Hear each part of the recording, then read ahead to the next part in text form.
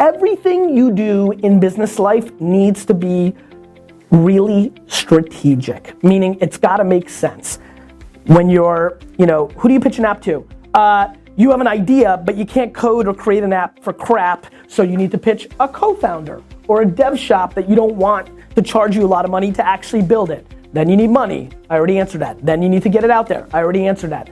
Then you need to sell it. So then you pitch your app to a strategic buyer. This is a very, very, and I don't want to pick on you. This is more, show Steve. This is more on. Can I defend myself? Yes. Okay. You were just on Seth Meyers because you invested in Delectable. Yeah. So if somebody thinks, well, gee, I have a really cool app idea. Gary invests in apps. I think that would be why they would ask the question, right? Like, how did Delectable come to your attention?